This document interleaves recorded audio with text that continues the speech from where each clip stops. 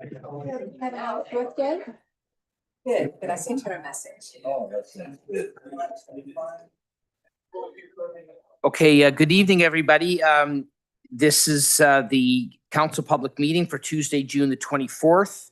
I'd like to call this meeting to order. And before I do that, I will just read this really exciting public hearing statement.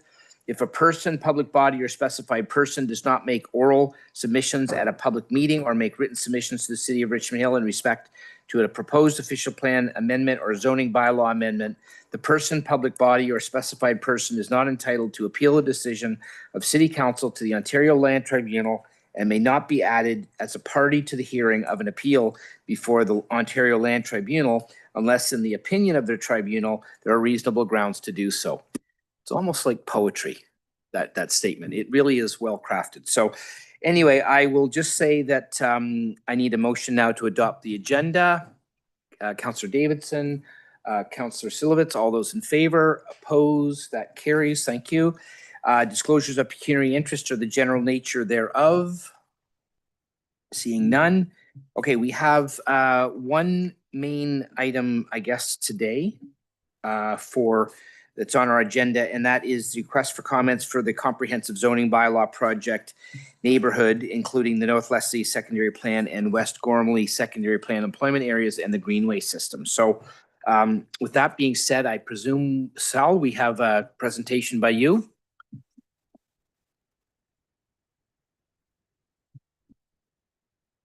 Good evening, Mr. Mayor.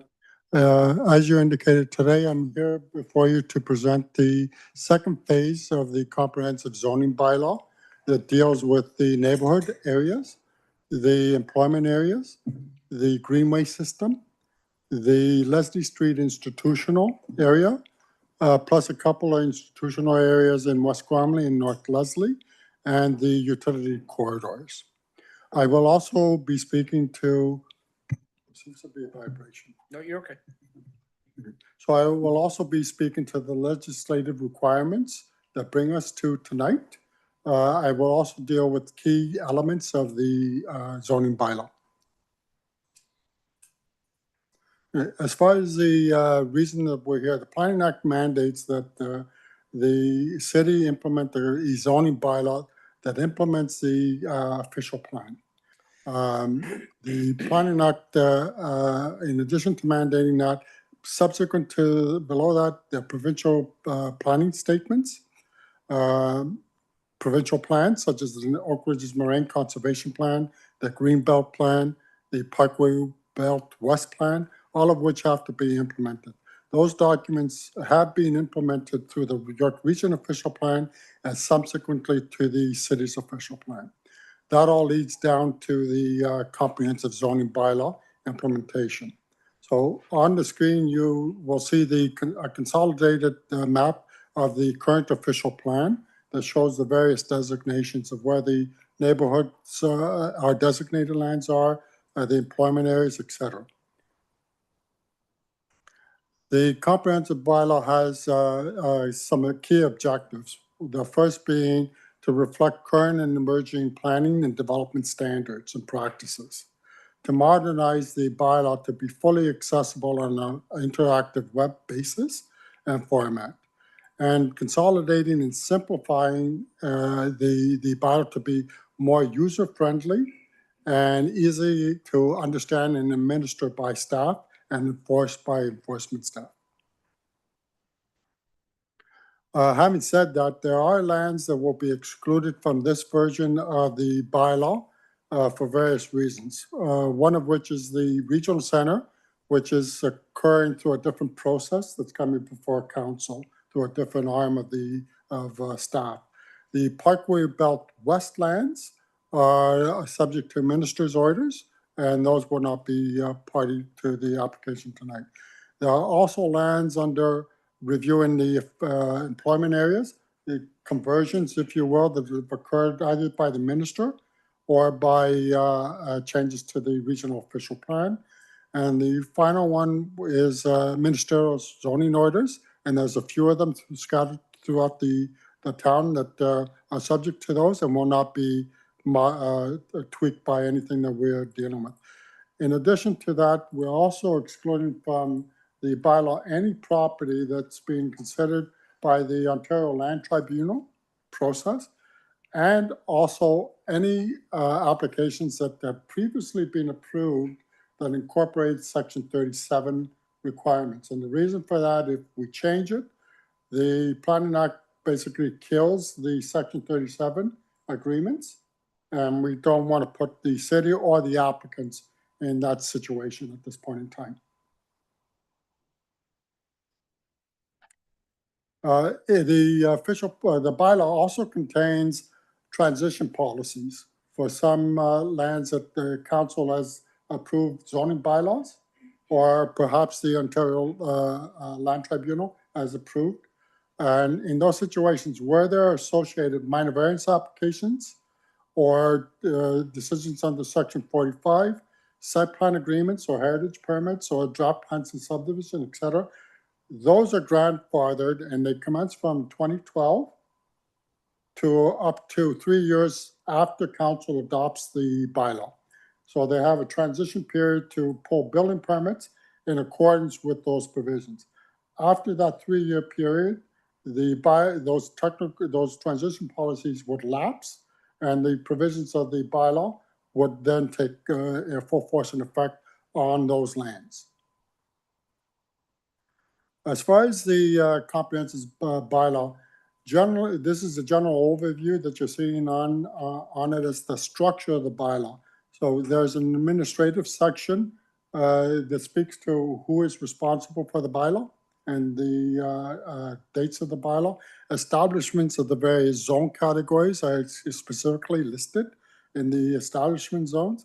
There are special provisions that deal with, for all lands in the city, that deals with the centers and corridors or the neighborhoods, et cetera, all the land uses. There is a definition section that is tied back to the permissions and provide clarity. There are 2 forms of schedules that we're dealing with in the bylaw. The first section are actual schedules to the bylaw that will identify what the zone categories are for specific areas or properties. There's a secondary schedule that deals with what are the densities that are approved. This is specifically to the centers and corridors primarily. That also deals with the height schedules. And there's also a citywide parking strategy that council endorsed through different work that's also there. The overlays are the environmental lands that are covered by the Conservation Authority or the Greenway system. And the aquifers and the wellhead protection areas. Anything environmental is identified in those schedules. Some of those overlays are actually captured in these schedules, and I'll get to that when I deal with the Greenway system. There are also exceptions, either by that were covered by previous approvals specifically, or by approvals by the minister that had special exceptions. And the final section is the amendments to the bylaw. That will be a non-operative section of the bylaw. That's where we're going to list every amendment that council endorses in the future, and a way people know that this is a consolidated document over time, and the detailed bylaws will be reflected in that section as opposed to being scattered elsewhere. As far as the zone categories that we're dealing with, aside from the centers and corridors, we're proposing to introduce various categories for the neighborhoods, the employment areas, the utility corridors, the greenway system, and the institutional lands. But I will start with the neighborhoods. At the moment, we have approximately 100+ residential zones in town, over 40 parent zoning bylaws, and thousands of zoning amendments that currently exist. These are either site-specific or area-specific requirements, and they vary. Where the bylaw also will deal with community uses such as schools or places of worship that will be captured.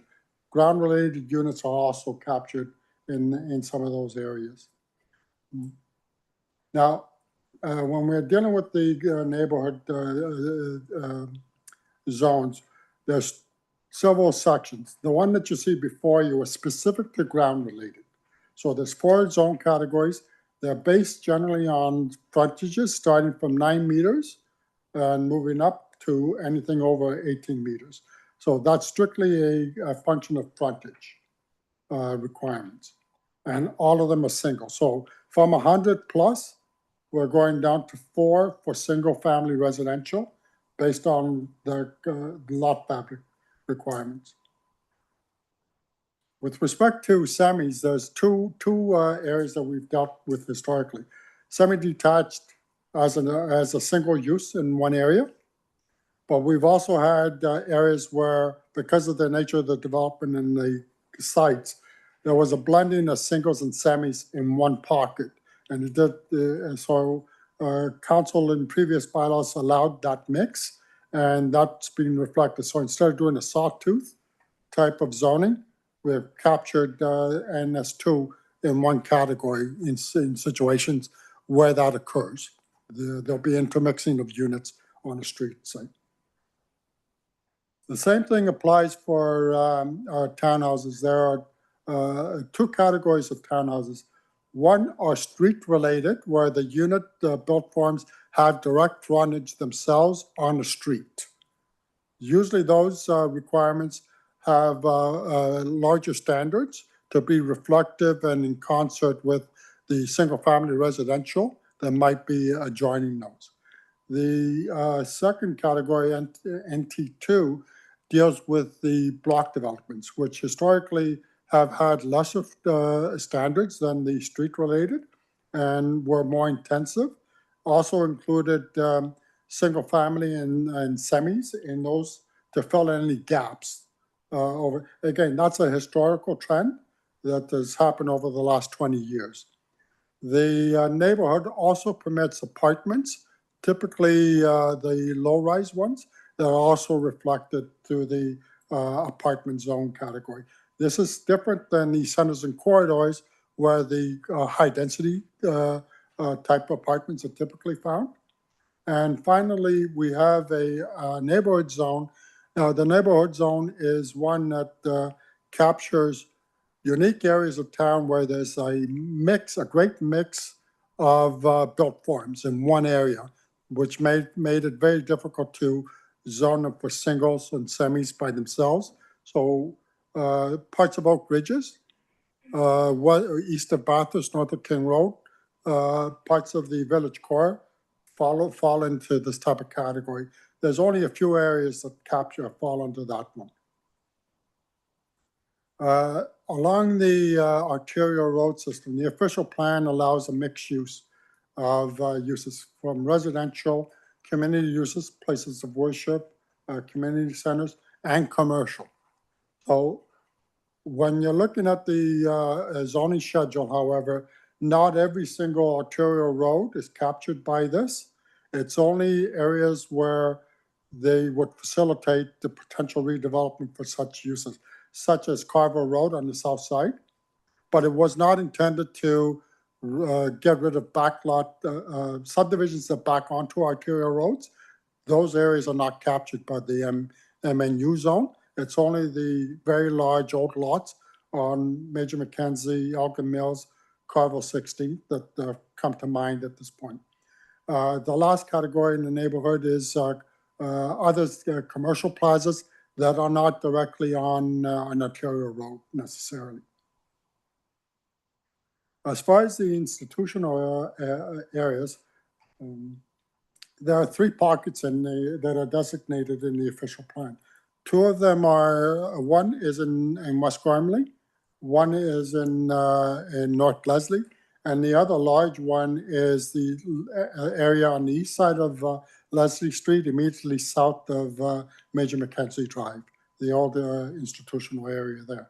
So those are specifically zoned I1, I2, and I3 in the bylaw, because they each have slightly different permissions, and those are reflected in the bylaw. But generally speaking, they will allow for small-scale commercial, including offices, child care centers, and schools. Long-term care facilities are also permitted, and places of worship. Public authority uses like stormwater and parks are also permitted, generally speaking, across any designation. With respect to employment areas, we're dealing with the Newkirk Business Park, the Beaver Creek, Barker, and Headford Business Parks located at Young and Elgin Mills on the first one, and the other ones generally are along Leslie Street, north of Highway 7. Now, as far as the current zoning on in the employment areas, historically the bylaws allowed for employment uses such as manufacturing, warehousing, distribution, R&D. But secondary, we also allowed non-employment uses that supported the employment lands, such as standalone offices, restaurants, etc. In the planning, provincial planning statement recently was modified to prohibit non-employment uses standalone. So a standalone office building or a standalone restaurant is no longer permitted in the employment areas.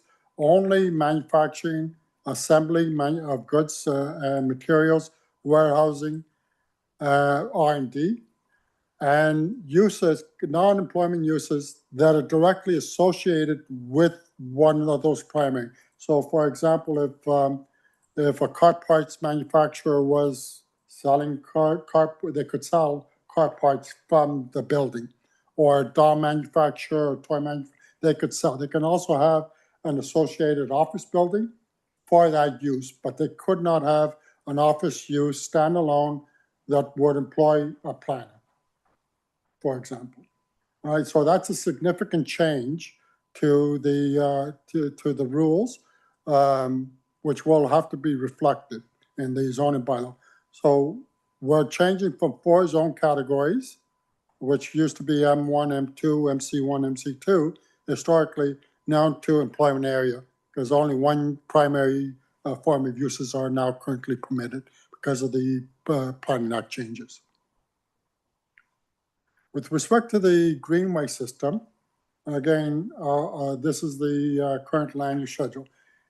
Anything that you see in green is part of the greenway system. The first 3 categories that have the beginning suffix ORM are on the Oak Ridges Moraine, not within the settlement areas that are located on the moraine. Those historically were zoned by Bylaw 12804 as a conformity document to the RMCP in 2004. So that was a minister-approved document. The minister subsequently in 2009 and 13 modified the zoning bylaw to introduce different zone categories and provisions that were consolidated into one document. And that includes additional zoning schedules that reflect site-specific features, right? As opposed to a general area, even features are now zoned by the minister. The second category that you see as countryside area, that's specific to areas within the North Leslie area, and those are the green that you see on the drawing on the right. Those again are protected currently through zoning of that secondary plan and zoning bylaw. The final category are the natural core and natural linkage. Now, those capture all other environmental features that are located on the moraine within the settlement areas, such as the Oak Ridges community, and lands south of the Oak Ridges moraine. Basically, it captures the valley systems and any associated woodlands. So those are, again, being carried forward in the bylaw for lands we know that are zoned. So if we have a current zoning bylaw that identifies those features, those boundaries have been translated into the schedules that you have before you. Lands that are not zoned but are captured by the greenway system are lands that you will see in the overlay schedules that identify to people, landowners, that there's a feature on your property or near your property that you have to take consideration, which may manifest itself through a building permit or through a development permit process. And once we understand the rigors of the limits at that point in time, those will be consolidated in the future into this bylaw as we move forward over time. Again, with respect to the greenway system, the bylaw is purporting to translate current permissions only into a consolidated version of the bylaw using up-to-date standards and terminology. Again, in areas south of the Moraine and in the urban areas, we have various zone categories in the bylaws, from flood zones, open space zones, EPA zones. Basically the same, it means the same thing, but different language. So we've consolidated those into a single term: natural core if it's an actual feature, and natural linkage if it's a connection or a lesser feature that's been identified either through the official plan or through site-specific natural heritage evaluations at that point in time. Again, this is a brief comment on the actual zones. On the left, the ORM zones that you see there are ones that were approved by the minister and are being translated directly into the bylaw. The ones in the settlement areas, those natural greenway, natural core, greenway, natural linkage, and the MUOS zones are areas that are designated as environmental features. The first two are zoned as flood or open space, etc. The MUO are areas that are, there's only a couple of areas in the town. One is the eastern boundary of Lake Wilcox, where the park is. That's an MU zone. And the other big one is the land surrounding the observatory building.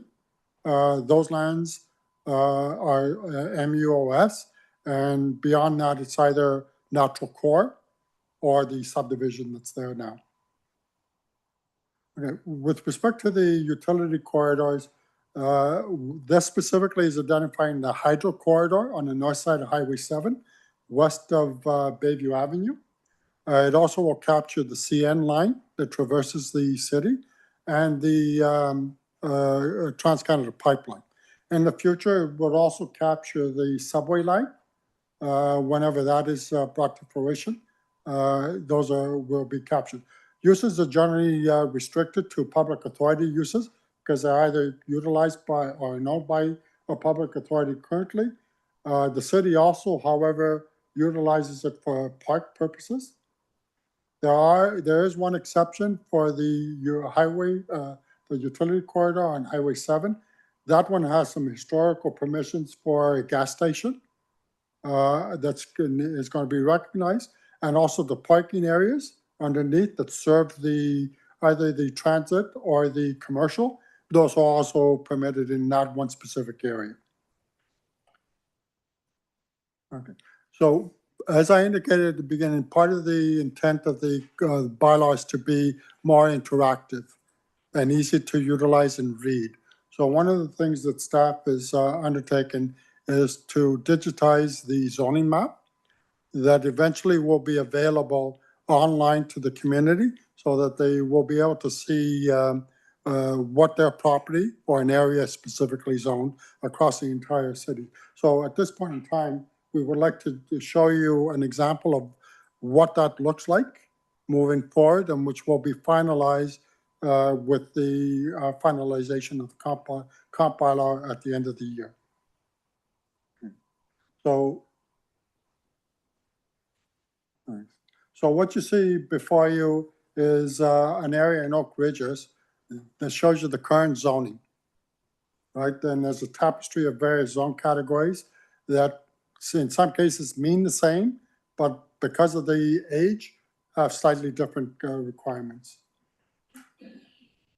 This is a new proposal where we simplified the mapping to include, based on frontages, where the N1, N2, et cetera would be.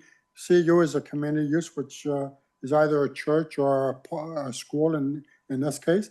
The GN, C is a natural course, so it would be part of the greenway system that you see in those areas. So I'm just going to cycle a few examples throughout the town so that you can see how different areas are being captured. Um,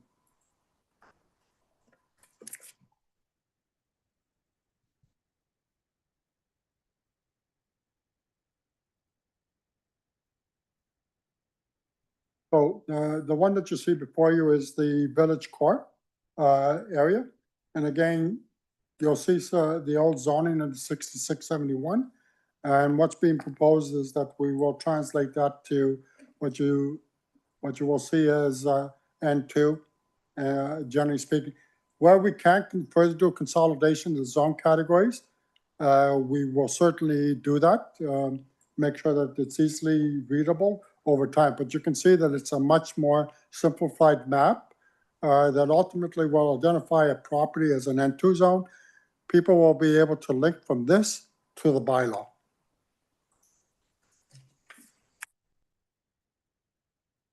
So the next one that I'll quickly show you is the South Richvale area. Again, the historical tapestry. As you get in some areas of town, the zoning were more consistent in blocks because of the way that they were developed as comprehensive draft plans of subdivision. So again, you'll see the same thing on the neighborhood zone, but you will also see on along the arterial road the MUN zone. That on the south side you will see it in some locations, but on the north side, because there's a existing backlot subdivisions, it's not intended to redevelop those ones into commercial. So we were rather focused to make sure we weren't going to create a problem where a community would be disrupted in such fashion. The next area I'd like to show you is the Bayview Glen community. Again, Bayview Glen is because it was a master plan, it has rather uniform zone categories already. And that's basically being translated again through the new zoning, N1, N2. And again, when you see those are specific pockets. The NT1 is a townhouse area, if you will. The NS1 is a semi-detached, etc. So trying to focus in those areas where we can block them out appropriately and make everything a little simpler as far as administration. The next area is the Elgin East community. Again, similar concept. This is a master plan that had a few zone categories at the time. The new bylaw is basically going to translate those into one of the new categories. The one thing that I do want to make a comment on the drawing, you will see a CU zone. Those may be the school sites. Recently, the province has introduced Bill 17, which will modify schools to be permitted in neighborhood areas as of right. You do no longer need to be pre-zoned to have a school site. So we will be reviewing this with legal and with the school boards directly. But you may very well see that where you see a CU now, it will be an end zone because the lands next to it could also be a school in the future because of what the provincial changes that have occurred. With respect to Bill 17, there's only one other major addition that the province is considering, and that's a change to the minor variance provisions, which they'll potentially propose a 10% reduction automatic. That has not come into fruition, and we don't understand yet if it will have a direct impact on the bylaw. Depending on how the minister approves it, it may very well be just as of right that's dictated by provincial regulation, as opposed to being implemented by the zoning bylaw. But once we understand that, if it's done before the end of the year, we'll certainly translate that into the bylaw also. Next. Okay, so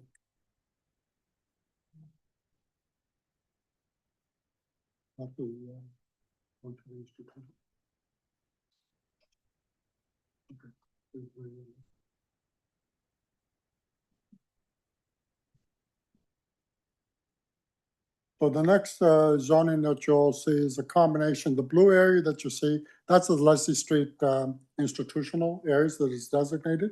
And that's proposed to be changed from the various R zones that are there currently and MC1 zones that you will see. Very old zoning in that pocket, plus some very recent approvals the council has recently allowed for. So we will translate those from that to a single zone category for that one area. The next area is, again, the employment areas. Here, as opposed to having 4 zone categories that we previously had, it's all going to now go from MC1, M1, MC2, M2 that you see on the map there, down to employment area zoning, right? Again, that's a significant change and ease of read and application now. And the final area I'd like to show you is the Oak Ridges Moraine, the greenway system, if you will. So the drawing that you see currently, that's the bylaw under 12804 that the minister approved at that time and zones these as ORM, natural core, natural linkage. There's also the Hamlet area, and along south side of Bloomington, you will see the pit area.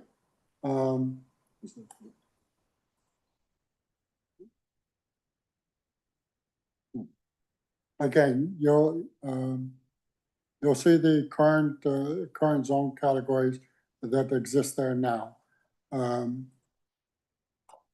That's the current version.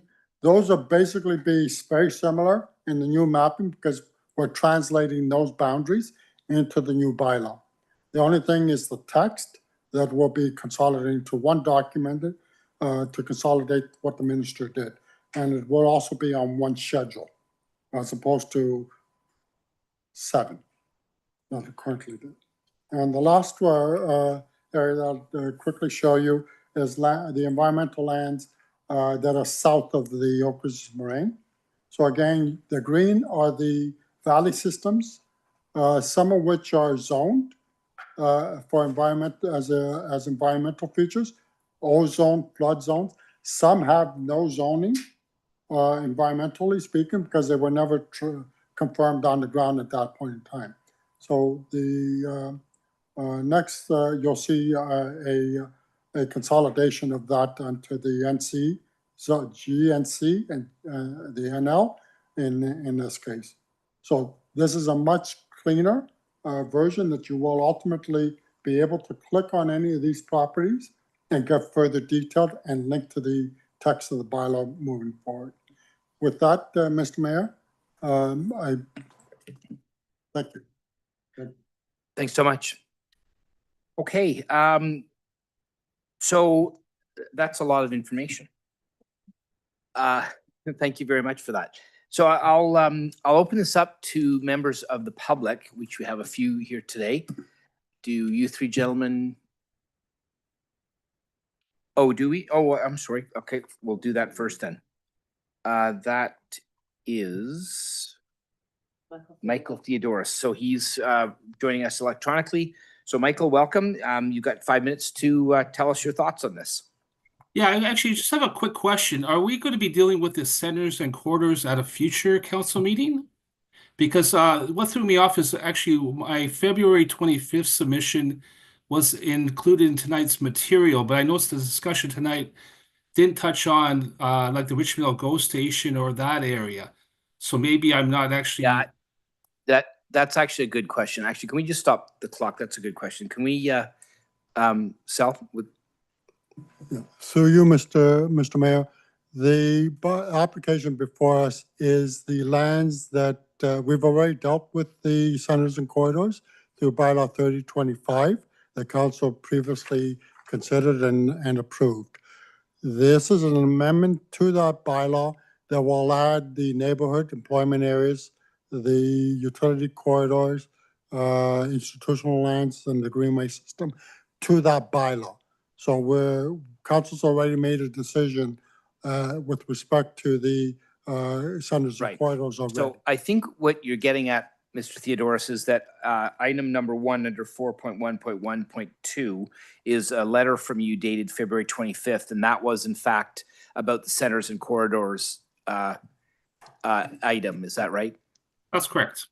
That's what you're saying. Yeah, I wondered about that too. So I think I would assume that that item probably doesn't really belong on this agenda.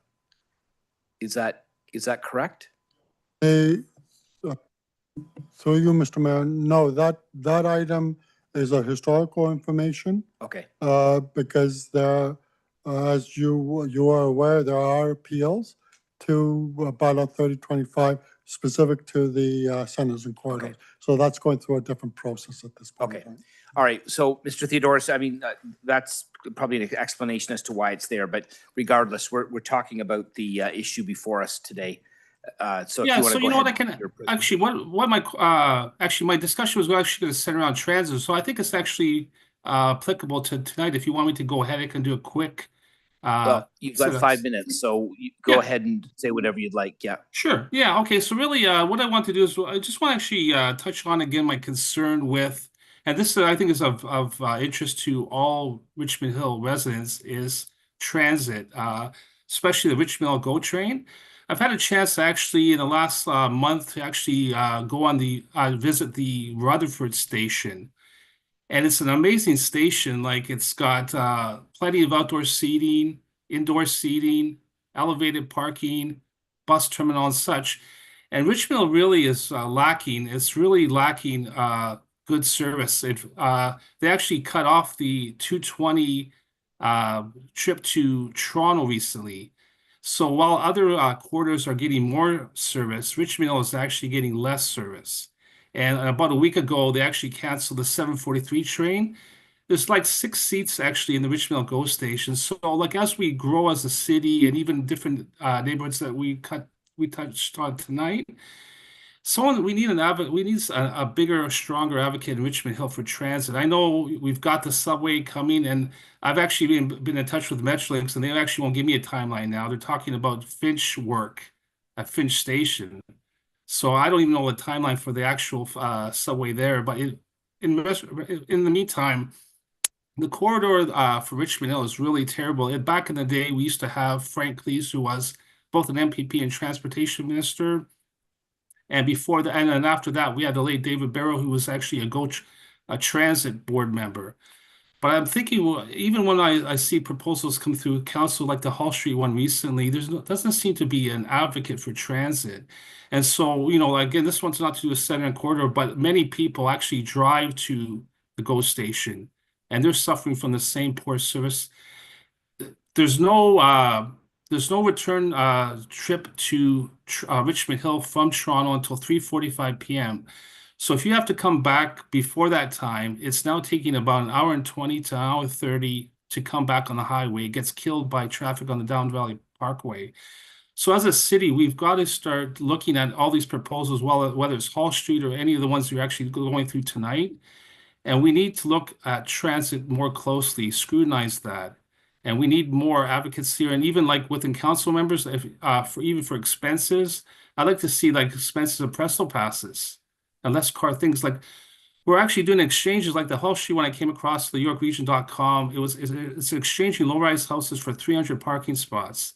And I was in touch with one of the counselors here, and they mentioned that actually Crosby, it doesn't actually have a platform like some of the other locations in the city. It's actually a Viva stop that shares with YRT. And yet you guys actually approved that project without any concerns in general, and kind of punted it to the feds and province. So my point here really, it was going to be heavy on transit. And the thing is, I think when you're looking through these projects, we need more advocacy here and more shared experience. And that's whether you actually take transit to community events, like upcoming Canada Day, the recent Spring Fair, business openings, any kind of engagements, council meetings. It's important that as we try and do that connectivity in the city, we can't just rely on the eventual subway coming to Richmond Hill, because that's the endpoint then, and where do you go from there?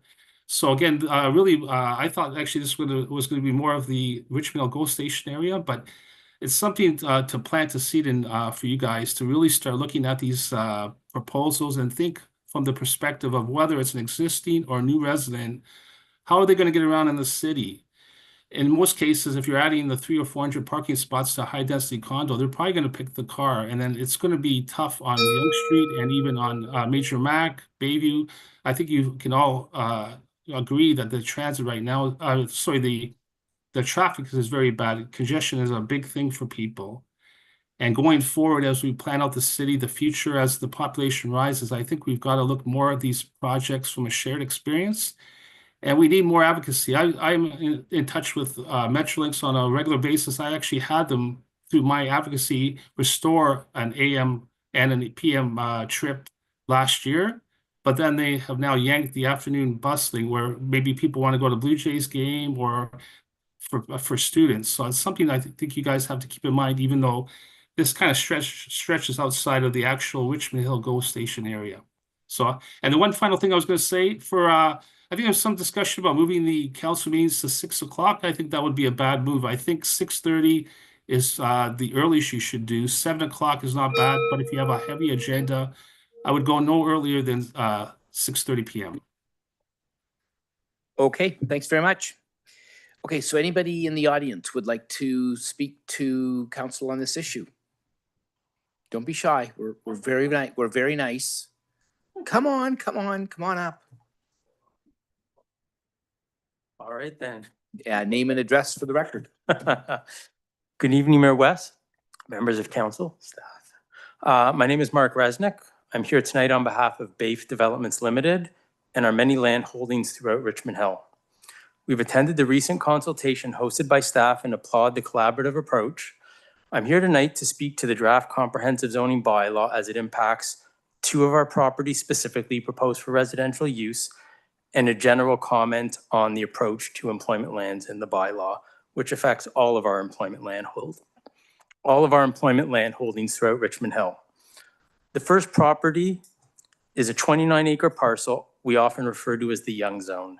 It's located east of Young and south of Bloomington Road.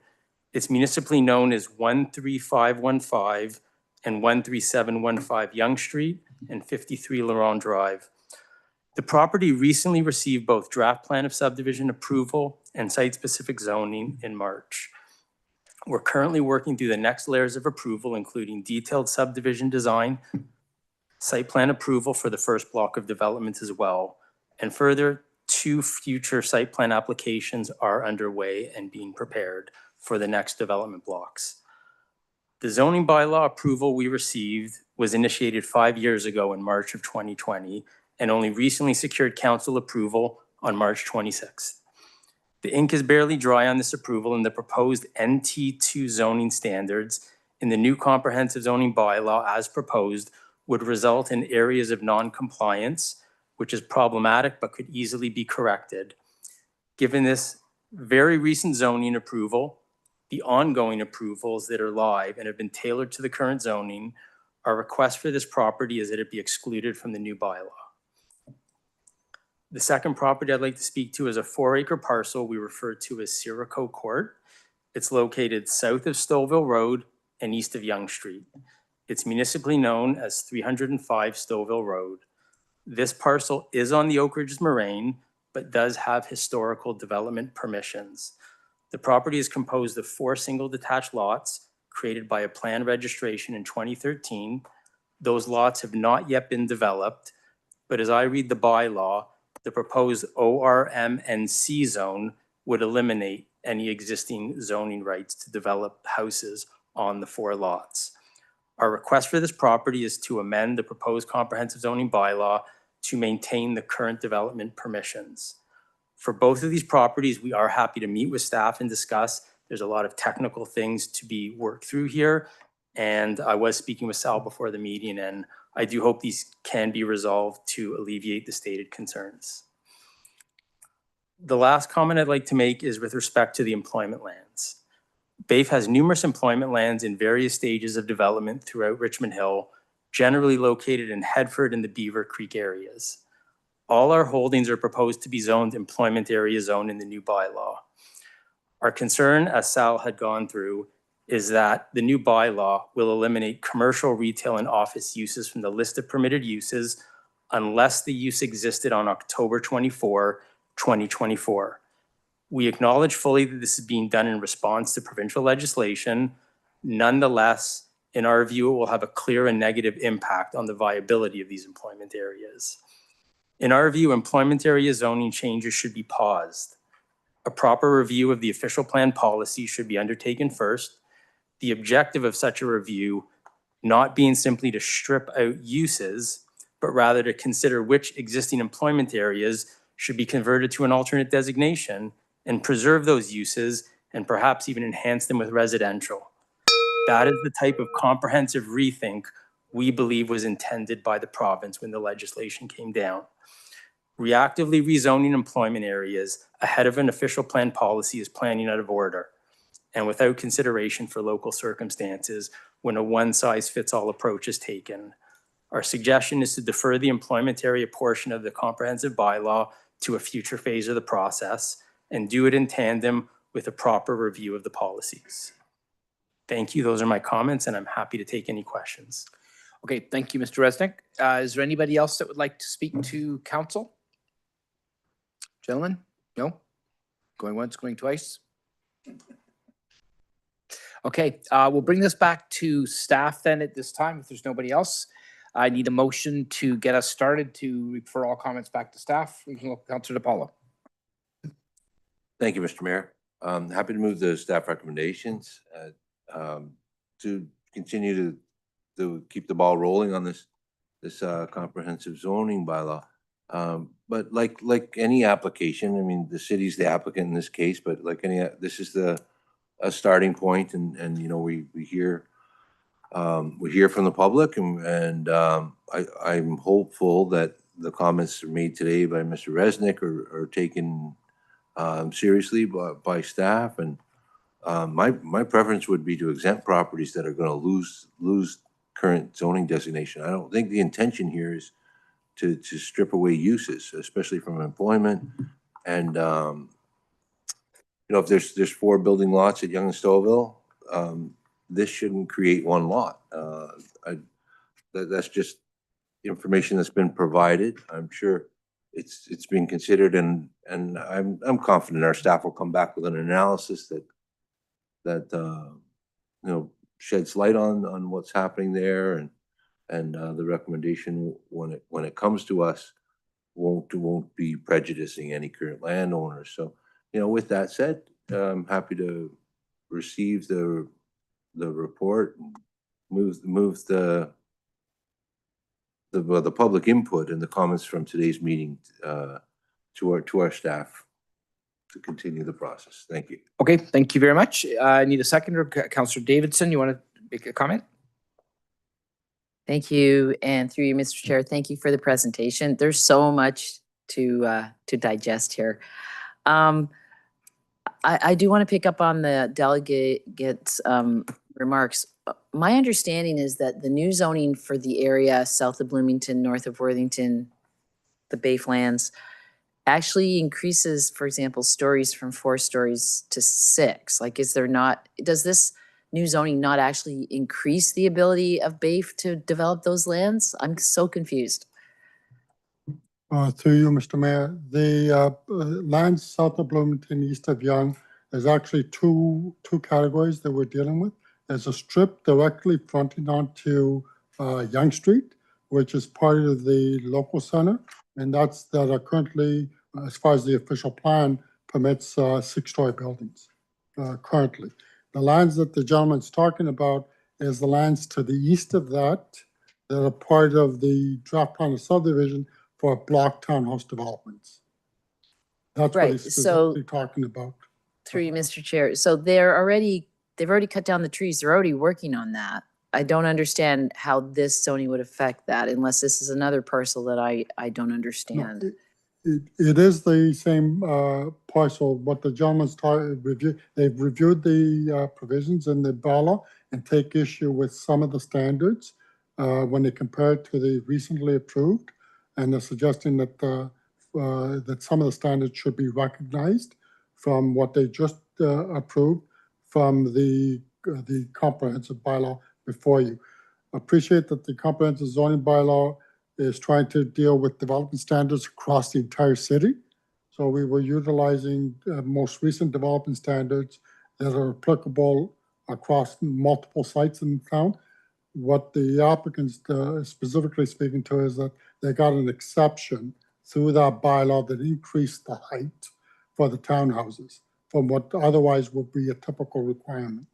So that's what he's specifically dealing with, suggesting we deal with. And that's something that staff will obviously look to, because if council's already endorsed that and he's bringing that to our attention, we will look to how that's a site-specific reflection in the zoning bylaw, or if it leads to something else.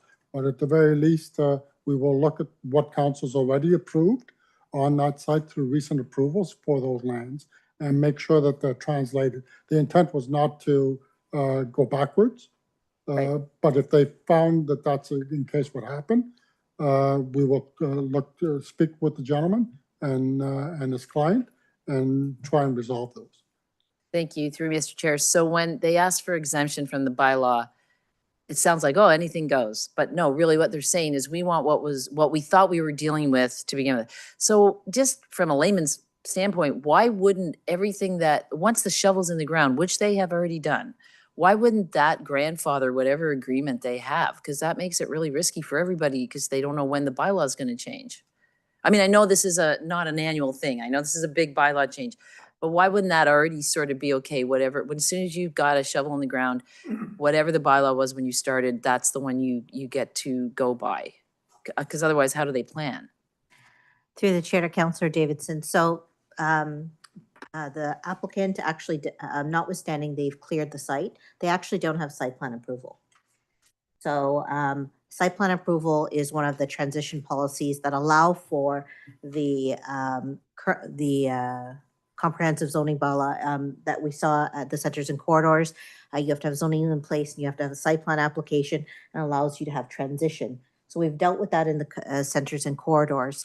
In this particular case, the applicant has done some earthworks. They don't have site plan approval. What they're asking for is to maintain the zoning that was approved in March, and we will do that administratively one way or the other to ensure that the development approval that was given by council is not taken away. Okay, thank you. Moving on, I just have two other quick questions. One is the West Gormley along Leslie there, where they were allowed to have some businesses. I mean, I like that idea. I like that there is some, it's not industry, but it is, like a corner store for that neighborhood. I know there's an application to make one of those areas a 6-story condo. Will we be backed? Will we have anything behind us to say, no, we want to build communities that have, like, can we protect this bylaw, I guess I'm asking, because we already see people applying to do things that are in violation of this new bylaw. And I'm asking, can we please keep the job sites and the business areas that we're designating? Because that's the only way we have walkable communities, is that we don't make every section a bedroom community where you have to drive everywhere. Is this defendable if someone decides to go to OLT, for example, since it's shiny and fresh out of the box? So through the chair to Councillor Davidson, so there's a couple of things that you've touched on. One of them is that the comprehensive zoning bylaw is actually implementing the official plan as it is today. So whatever is in the official plan as of today, that is what the comprehensive zoning bylaw is implementing. So all of these designations, for example, the Longworth application that you're referring to, that the comprehensive zoning bylaw implements it as it currently states today. The applications are in front of us, and we will be dealt with with the applicant should they wish to object to the comprehensive zoning bylaw that deals with their application and applies only what the OP says today. So with respect to employment lands, that's a bigger issue. The policy staff of our planning group is reviewing the employment lands legislation as it relates to what the province has directed us to do, which includes, as Mr. Aiello pointed out, excluding standalone offices and other type uses that are not specifically identified as employment lands. In the fall of last year, there was a deadline that the city had to come forward and preserve what is currently there as is. The policy group did bring forward a report that kind of sought to preserve what we had as it currently states today and bring forward a review of the employment lands, our designations, and what uses should come forward, ensure that we have long-term protection and still meet the legislative requirements as directed by the province with respect to employment lands. So that will whatever the provincial mandate is in terms of direction for employment lands will be reflected in the city's OP update, as well as the comprehensive zoning bylaw moving forward. Okay, thank you. I'll follow up with you further, but thank you very much. Those are my questions. Very complex, and I appreciate how you drag me along so that I can actually follow the ball. So thank you. Okay, Councillor Stilovitz? Thank you, Mr. Chair, and thank you to Sal and his entire team for what they've produced and what is in front of us. And thank you both to Mr. Theodoros and to Mr. Resnick for speaking this evening. I just have one question through you, Mr. Mayor, to Mr. Yayello. We got a letter today that was addressed to you from Smart Centers. You're aware of that? Yes, I am. Okay, I just wanted to ask you a question. In their third paragraph, so that's referring to, with regard to 16th and Young, the Smart Center area on the the northeast side. So they say, while we support the introduction of residential uses on the lands, our preference is to have a commercial zoning that would provide the opportunity to expand the existing shopping center with additional commercial uses should market conditions permit. I'm confused. I know we're discussing zoning here, but doesn't our official plan allow that? These are mixed use. What is going to be developed there is going to be mixed use, residential and commercial.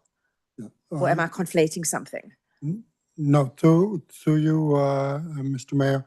The lands at the northeast quadrant are generally in the KDA. Yes. And our permissions for the mixtures, and now was identified through bylaw 3025, generally speaking. The specific area that the individual is talking about is at the northeast quadrant of the property. There's a valley feature, and then there's neighborhood. They're suggesting that the environmental area and the neighborhood designated lands should be commercial. Oh, I understand. And so it's the lands at the far end that they currently are not utilizing. And again, to the earlier comments, we are implementing the official plan as is with respect to the lands, hence the neighborhood zoning, because it's designated neighborhood currently. They would have to go through a different process to identify and justify how they would get to that property in the first instance, because there is an environmental feature there, and whether or not they actually even have sufficient land unto themselves to do something other than residential.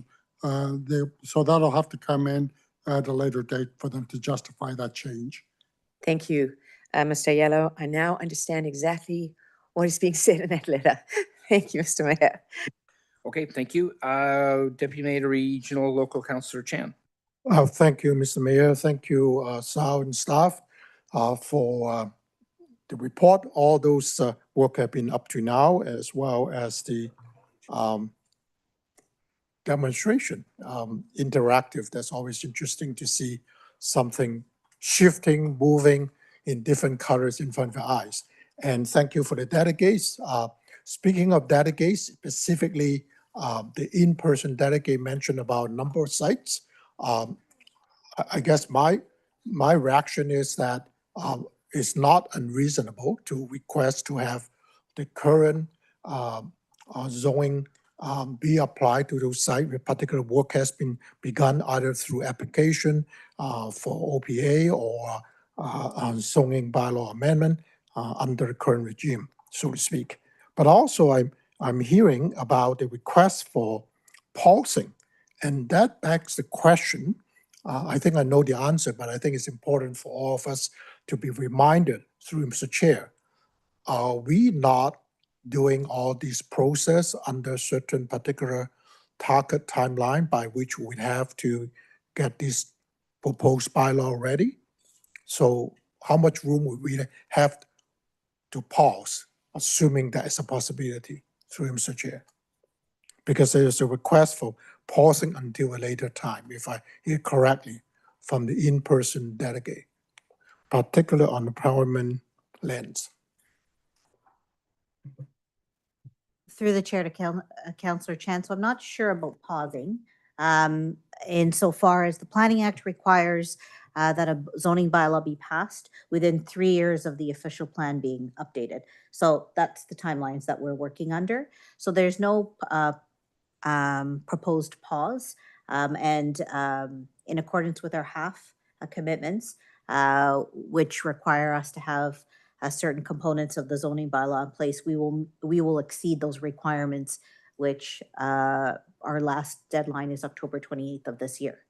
And that would be bringing forward the Centers and Corridors bylaw and the neighborhood section. We will actually be bringing forward a full city bylaw by that date. Thank you. Yes, I'm not suggesting we're pausing, but I'm just trying to clarify, since the delegate in person here is proposing or just suggesting pausing until a later stage on employment lands. So I think that's why I want to bring that out, and thank you for the answer. And now, one of the things is that I'm hearing that, if I hear correctly, Director was saying once the site plan is being approved, that the transition kicks in. I just, through Mr. Chair, I just want to make sure I understand this correctly, because I thought it was crystallized on which particular zoning bylaw you base on, depending on approval of the current zoning bylaw amendment. Through Mr. Chair. To you, Mr. Mayor, the way that the transition policies of the bylaw work is, if they have in effect zoning currently on the property and an application, not an approved site plan, but just the application, that solidifies them to be under the transition policies in the first place, because we appreciate that it may take a bit of time for them to complete the site plan work or the draft plan subdivision work, but the transition for a period of time for them to finalize that and pull building permits, if that's what they so wish. Thank you. It's much clearer to me. Thank you, Mr. Chair, and those are my comments. And thank you for the response. Okay, Councillor Thompson. Thank you very much. Actually, my question was quite similar to Regional and Local Councillor Chan, because I got a little bit confused on this whole grandfathering thing, in that my impression was that if there was an active development application, we're trying to do everything to make sure that, we're not adversely affecting them. But then I thought I heard Ms. Janetta say something about site plan approval that impacted the particular property just south of Bloomington. So it has me now confused as to what exactly gets covered under the grandfather clause here.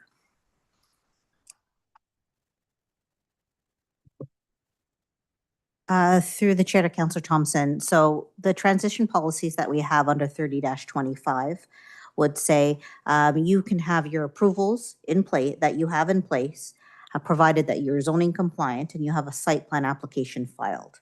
So you would be entitled to that zoning that you have in place as of today for a period of 3 years. So that would give you time to do what you need to do, wait a little bit to get your site plan work done, maybe respond to the market. We've given 3 years. In the situation that the gentleman finds himself in is that an approval was given in March, and it's slightly different insofar as they're looking to, they would like to maintain their site-specific exceptions. If they file a site plan application, they would be grandfathered under the transition policies. That hasn't come in, the transition policies haven't come into effect. No. They have not come into effect for the neighborhood, but we are proposing to bring forward similar transition policies as part of this second component of the bylaw. So zoning compliance, site plan application filed would give you transition. There's other ways of dealing with the administration of applications that are in process, i.e. we can set them aside if they have council approval as site-specific exceptions, which would just simply ensconce what their approval as is today as an exception to everything else in the bylaw. So there's other administrative ways we can deal with these applications, and we will work with the applicant to find which is the best way to deal with their application. And thank you, through you, the mayor. So, and if I'm not mistaken, I think I heard in the presentation that we'll actually go backwards 12 years for any ones that had been approved in the previous 12 years before this occurs. Is that what I heard? Yes, the starting date is the approval of the official plan in 2010, which actually happened in 2012 because of the OMB process at the time. So that's the starting date because we're implementing the official plan. From that period, if anyone had an approval, up to 3 years after council adopts this bylaw, they will have the ability to maintain that historical zoning and provide that they had a subdivision or site plan, et cetera, that would grandfather them in those conditions. So it actually goes back to 2012 because we do have some applications that are that old. Okay.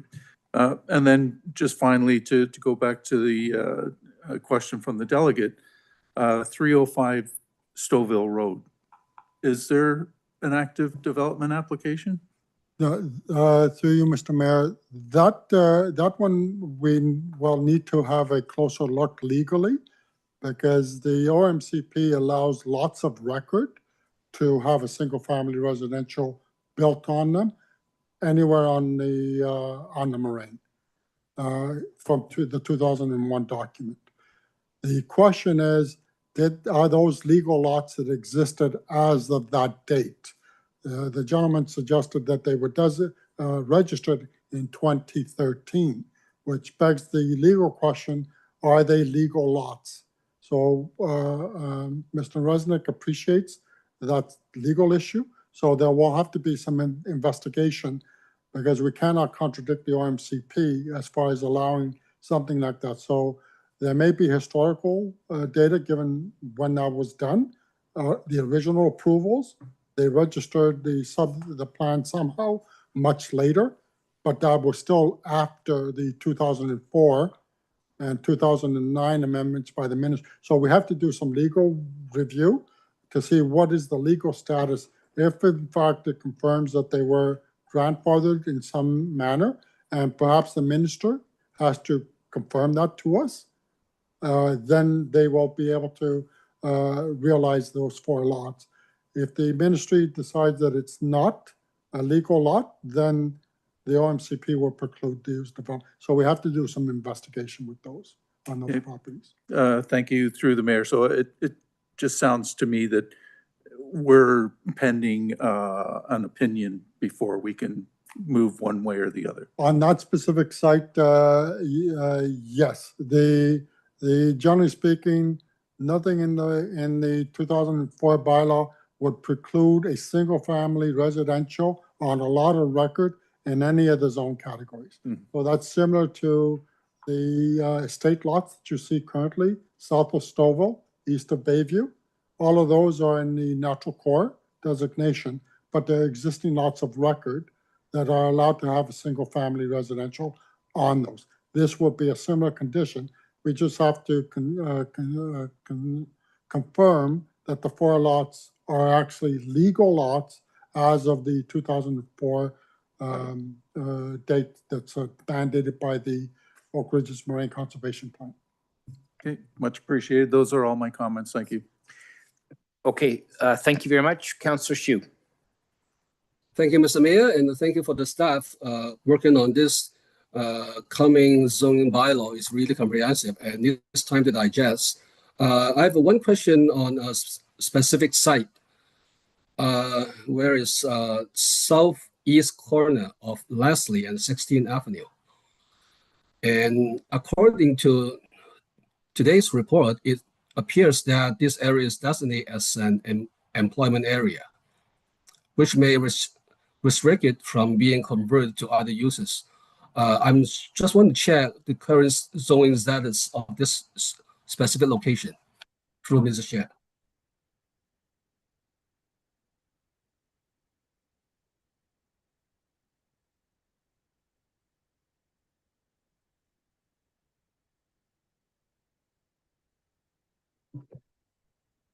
Through the chair to Councillor Shu, I don't have the zoning in front of us as per the comprehensive zoning bylaw.